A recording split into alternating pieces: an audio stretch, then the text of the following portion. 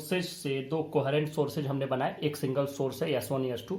इससे जो लाइट की वेव्स निकल रही हैं किसी पॉइंट पर पहुंच रही हैं, ये कहीं कंस्ट्रक्टिव कहीं डिस्ट्रक्टिव इंटरफेरेंस बना रही हैं।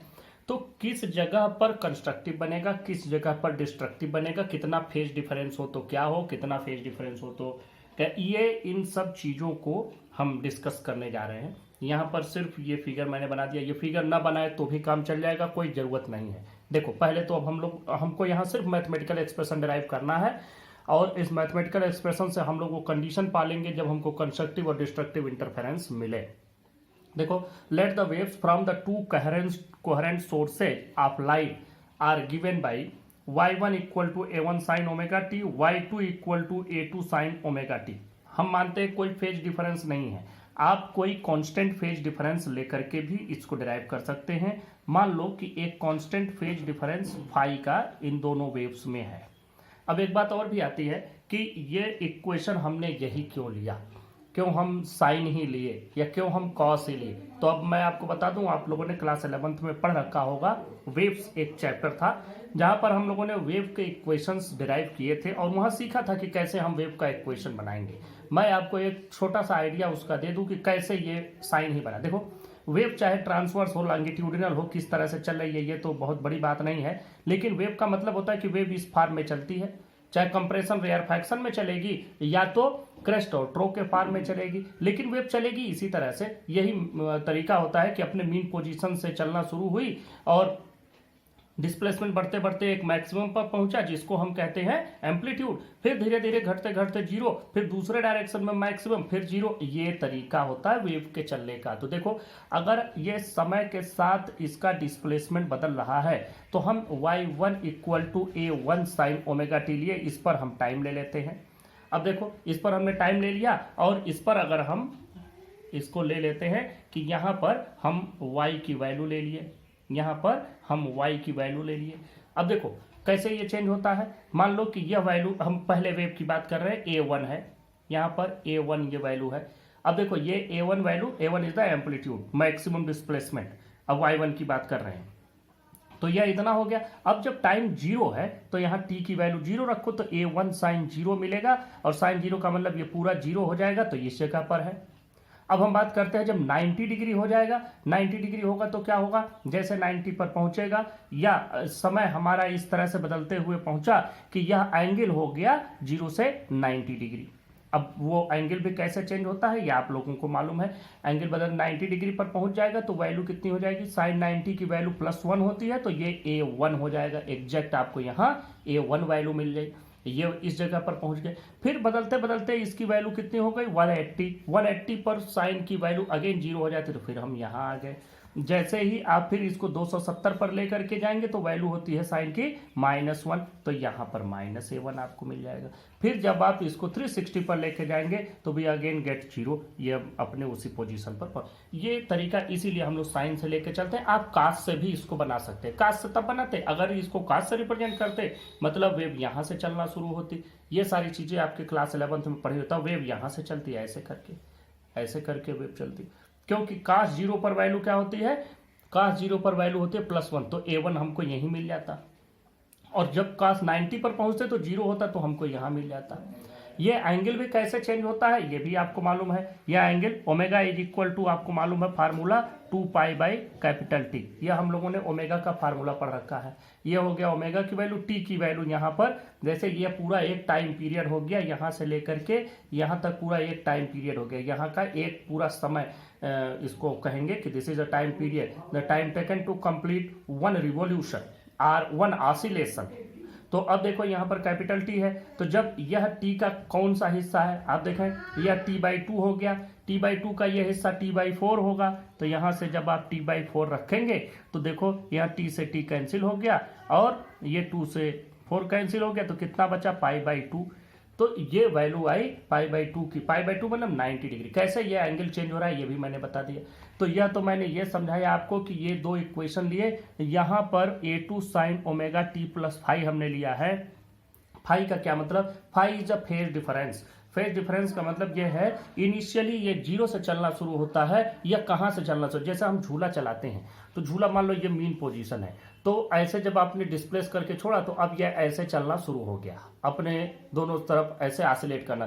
तो हमने शुरुआत कहाँ से की, मीन पोजीशन से तो किया नहीं, हम थोड़ा सा डिस्प्लेस करके छोड़े तभी तो यह ऑसिलेशन शुरू हुआ। तो ये इनिशियल डिस्प्लेसमेंट जो देते हैं that is called initial phase. या आप ये कहें कि जब पार्टिकल ने ऑसिलेशन शुरू किया उस समय वो कहाँ था, जरूरत नहीं कि मीन पोजीशन पर ही हो, मीन पोजीशन से थोड़ा आगे पीछे भी हो सकता है। तो वही ये 5 डिग्री इससे आगे है, इससे इस वाली वेव से 5 डिग्री ये आगे, बस ये फेज का डिफरेंस यही बता रहा है। फेज फिर से मैं समझा दूं, ओमेगा टी प्लस 5 ये पूरा मिला करके फेज होता है। अब यहां पर ये इनिशियल फेज है, 5 इज द इनिशियल फेज, मतलब यह इतने एंगल पर था और बाकी तो टाइम के साथ चेंज ही होगा। Where A1 and A2 are the amplitudes of the two waves and phi is a constant phase angle by which second wave leads the first wave। इसको इसका इनिशियल फेज भी कह सकते हैं या ये भी कह सकते हैं ये कांस्टेंट फेज एंगल है जिससे यह दूसरा वाला वेव पहले वेव से आगे है। अब बात करते हैं, according to superposition principle the displacement of resultant wave at time t is given by, देखो y की वैल्यू हो जाएगी y1 प्लस y2, वैल्यू रख देते हैं a1 sine omega t plus a2 sine omega t plus 5। अब आपको यह ब्रैकेट ओपन कर देना है और simple formula sine A plus B का, साइन ए प्लस बी का फार्मूला है sine A cos B plus cos A sign.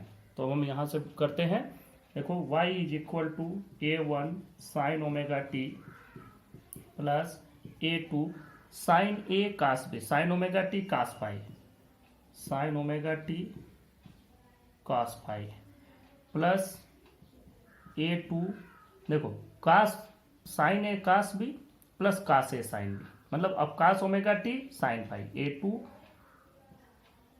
Cos omega t sine phi.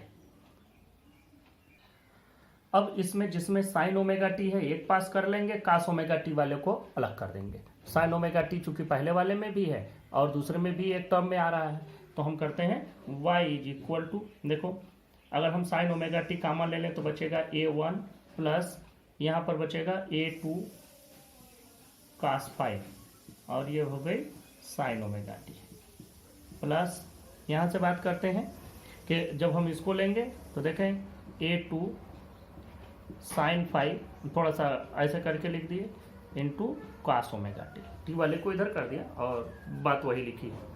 अब यहाँ से हमको ये देखना है कि यह जो वेव बन रही है क्या यह भी एक हार्मोनिक वेव होगी या इसी तरह की एक वेव होगी जैसा कि यह वेव है। तो इसके लिए हम लोग इसके फॉर्म को थोड़ा सा चेंज करते हैं और ये चेंज करने के लिए हम लोगों को कुछ विशेष नहीं करना है। जहां पर जो value sign A cos B के फॉर्म में हमको बनाना है तो जो वैल्यू कास वाली है उसको कास के तरह से रख देते हैं, साइन वाले को साइन की तरह से रख देते हैं। तो हम क्या रखते हैं यहाँ पर, let a1 plus a2 cos phi is equal to, यहाँ पर हम इसको एक वैल्यू मान लेते हैं और मान लिया r कॉस थीटा, एंड देखो a2 साइन फाई को हम मान लेते हैं r साइन थीटा, कास वाले को कास मान लिया और इसको साइन मान लिया। अब y की वैल्यू अगर हम रखते हैं तो देखो y की वैल्यू यहाँ पर पूरा आ जाएगा r cos theta sine omega t plus यहाँ पर आ जाएगा r यहाँ sine theta cos omega t. अगर आप देखें तो यहाँ भी sine A cos B plus cos A sine B, R common ले लें तो sine A cos B plus cos A sine B का फार्मूला यहाँ पर भी बन जाता है। तो हम इसी फार्मूले को बना लेते हैं और लिख देते हैं R sine omega t plus theta. ये फार्मूला हमारे पास मिला and it represent the resultant wave.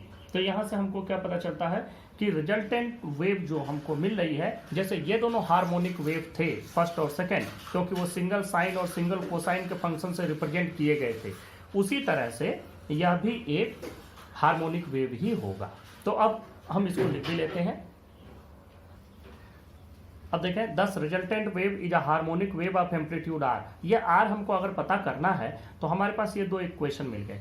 ये वाला और ये वाला, अगर हम इन दोनों को स्क्वायर करके ऐड करते तो आर की वैल्यू मिल जाएगी। तो स्क्वायर करके डायरेक्ट ऐड करते हैं। देखो R square cos square theta plus R square sine square theta is equal to, ये पूरा स्क्वायर हो जाएगा, मतलब a1 plus a2 cos phi whole square plus यहाँ से इसको देखो a2 sine phi whole square, a2 sine phi whole square, ये दोनों हमने स्क्वायर कर दिए और स्क्वायर करके उनको ऐड कर दिया। तो यहाँ से ये जो वैल्यू मिलेगी ये आर स्क्वायर हो जाएगी, क्योंकि इसमें आर स्क्वायर कॉमन लेगो तो cos square theta plus sine square theta 1 हो जाता है।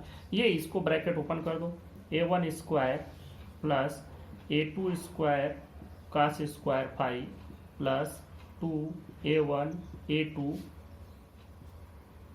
कास फाइव प्लस यहाँ पर मिल गया a2 square sine square five.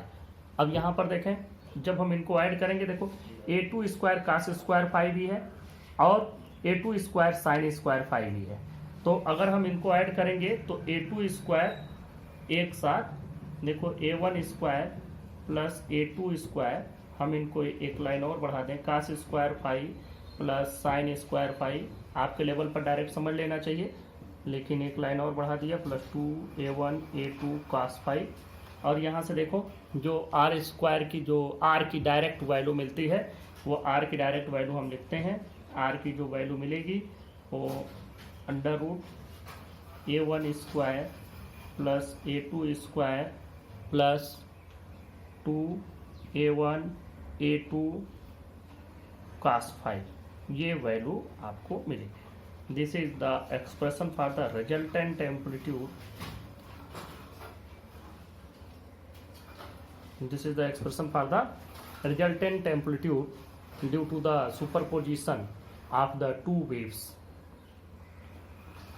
अब हमको सिर्फ इसी एक्सप्रेशन को लेकर के चलना है और ये दिखाना है कि कब यह मैक्सिमम होगा कब मिनिमम होगा। और आपको पता भी है कि अगर ये कास फाइव की वैल्यू ऐसी हो जाए कि ये +1 हो जाए तो ये a1 plus a2 plus 2a1 a2 हो जाएगा, और तब ये वैल्यू a1 प्लस a2 हो जाएगी क्योंकि उसका होल स्क्वायर बन जाएगा और अंडर रूट से बाहर आ जाएगा।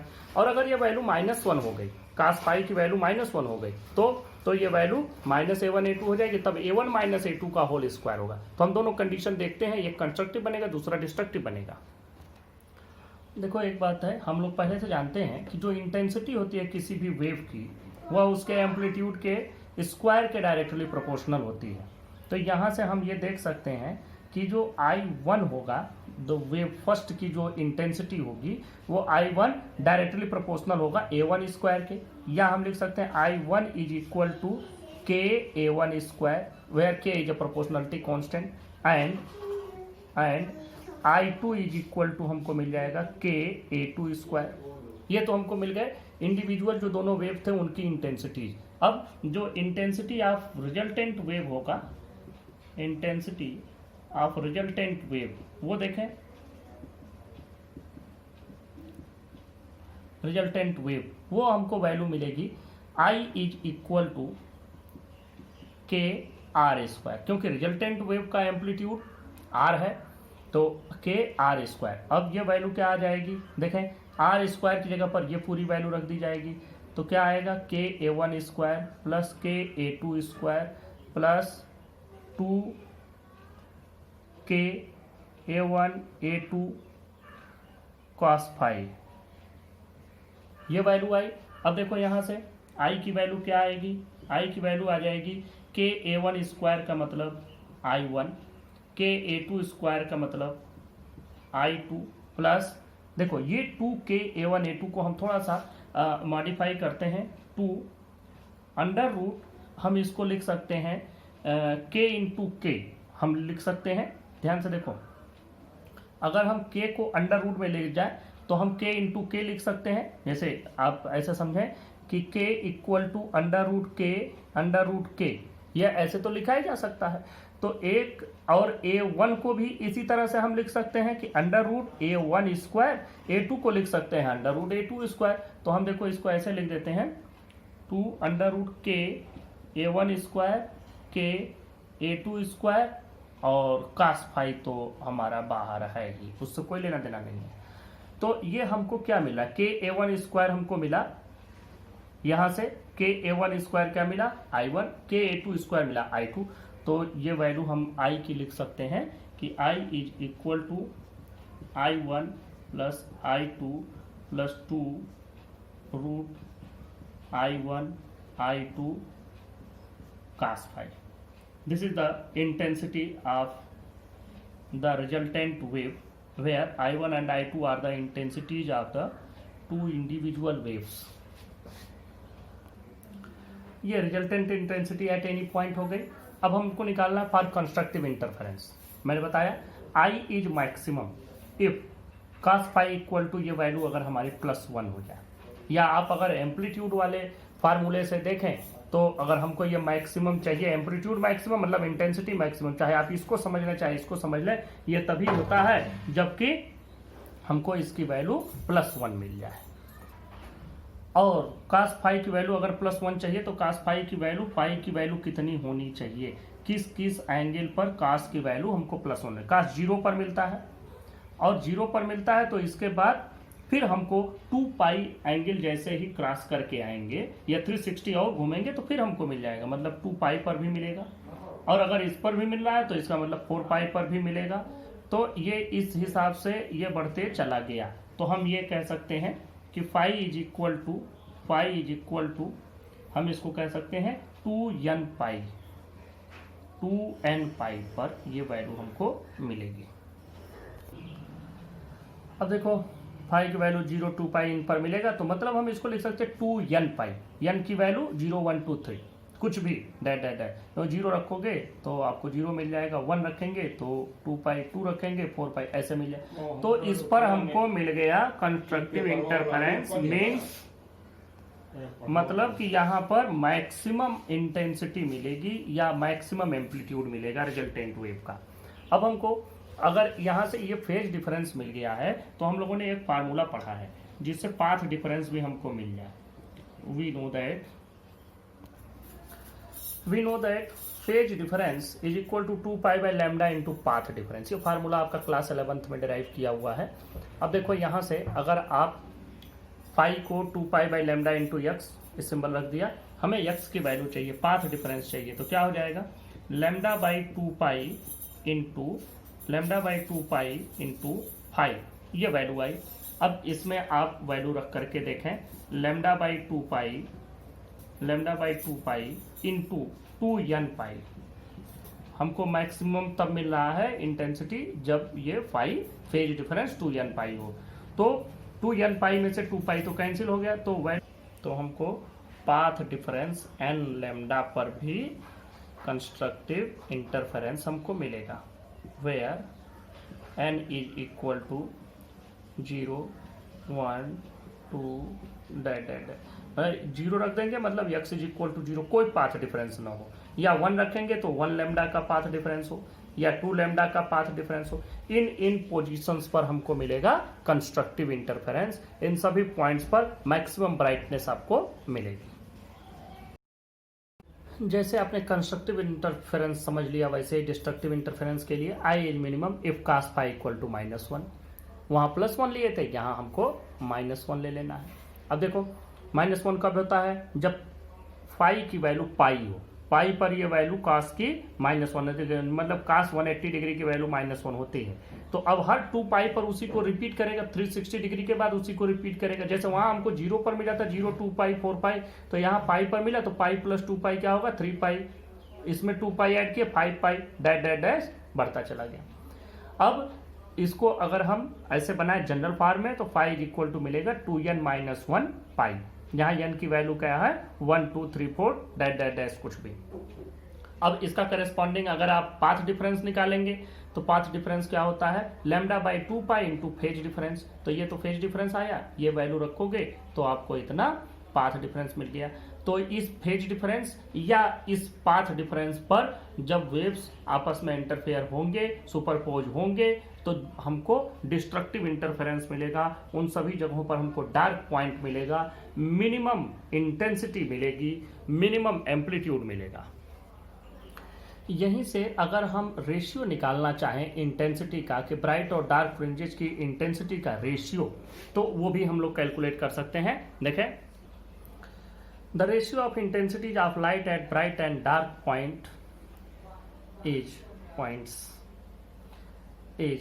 आई मैक्स बाई आई मीन, और आई मैक्स या आई है क्या, यही directly proportional to the square of amplitude या equal to k amplitude square, तो उस पर मैक्सिमम एम्पलीट्यूड मिलेगा और वैसे मिनिमम एम्पलीट्यूड मिलेगा। एम्पलीट्यूड का आपको मालूम है क्या है, a1 स्क्वायर, जैसे आर स्क्वायर की वैल्यू आपको मिली थी a1 square plus a2 square plus 2a1 a2 cos phi, ये वैल्यू मिली थी। ये cos फाई प्लस 1 होगा तो क्या हो जाएगा, आर मैक्स हो जाएगा। आर मैक्स की वैल्यू फिर होगी a1 plus a2 whole square, ये R square, R max square की वैल्यू ये हो गई। और अगर आर मीन की वैल्यू निकालोगे तो आर मीन स्क्वायर का यही -1 हो जाएगा, तो ये हो जाएगा a1 माइनस a2 का होल स्क्वायर। लेकिन इसको हम लोग a1 माइनस नहीं, ऐसे इक्विवेलेंस का सिंबल लगा लेते हैं कि जो भी बड़ा हो, a1 भी हो सकता है a2 भी हो सकता है, क्योंकि अगर a2 माइनस a1 का होल स्क्वायर ओपन करेंगे तो भी वही पाएंगे जो a1 माइनस a2 का होल स्क्वायर होता है। तो इसको लिख लेते हैं a1 plus a2 whole square divided by a1 minus a2 whole square, और इसी तरह से यहाँ पर इसी को हमने एक साथ लिख दिया। तो ये आपका फार्मूला हो गया। और अब हमको इसमें एक चीज़ और भी समझ लेनी है, इंटरफेरेंस एंड एनर्जी कंजर्वेशन। एक जगह ब्राइट हो गया, एक जगह डार्क हो गया, तो फिर कहीं एनर्जी प्रोड्यूस या कहीं एनर्जी डिस्ट्रॉय तो नहीं हो रही है, या कहाँ से एक जगह बढ़ जा रहा है, कहाँ से एक जगह घट जा रहा है, उसको हम लोग समझ लेते हैं। देखो, एनर्जी कंजर्वेशन भी इसमें होल्ड करता है और होल्ड करना ही है, क्योंकि अगर कहीं ब्राइट हो रहा है तो मतलब वहां कहीं से इंटेंसिटी प्रोड्यूस नहीं हो रही, कहीं से एनर्जी प्रोड्यूस नहीं हो रही है, बल्कि रीडिस्ट्रीब्यूशन सिर्फ हो रहा है, इसीलिए इसका नाम रीडिस्ट्रीब्यूशन दिया गया। वो रीडिस्ट्रीब्यूशन वाला कॉन्सेप्ट यहीं से मिला हमको। देखो, in the interference pattern maximum intensity तो ये होती है, मिनिमम इंटेंसिटी ये होती है। दस एवरेज इंटेंसिटी क्या होगी, मैक्सिमम मिनिमम डिवाइडेड बाई 2। ये मैक्सिमम है, ये मिनिमम है, तो इसका डिवाइडेड बाई 2। अगर हम देखें, इसको ऐड करें तो देखो k a1 plus a2 whole square plus k a1 minus a2 whole square और डिवाइडेड बाई 2। अब देखो, यहां से हम लोग अगर इसको ऐड करते हैं तो आपको क्या मिलेगा, देखो k तो हमारा कॉमन हो गया, k कॉमन हो गया, a1 स्क्वायर इसमें भी मिला, a1 स्क्वायर इसमें भी मिला, तो 2a1 स्क्वायर हो जाएगा प्लस 2a2 स्क्वायर भी हो जाएगा।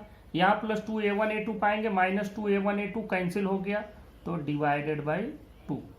2 से ये 2 कॉमन लेकर के कैंसिल हो जाएगा, तो एवरेज इंटेंसिटी हमको क्या मिलती है, एवरेज इंटेंसिटी मिलती है कि a1 square plus a2 square, मतलब k a1 square plus k a2 square, या हम कहें इसको कि ये k a1 स्क्वायर मतलब I1 और k a2 स्क्वायर मतलब I2।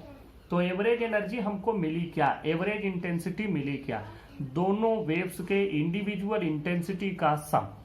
तो किसी भी जगह पर चाहे इंटरफेरेंस हो या ना हो, जो एवरेज इंटेंसिटी हमको मिलेगी वो उस पॉइंट पर दोनों इंडिविजुअल वेव्स से मिली हुई इंटेंसिटी का सम होगा, दोनों इंडिविजुअल वेव्स की इंटेंसिटी का सम होगा।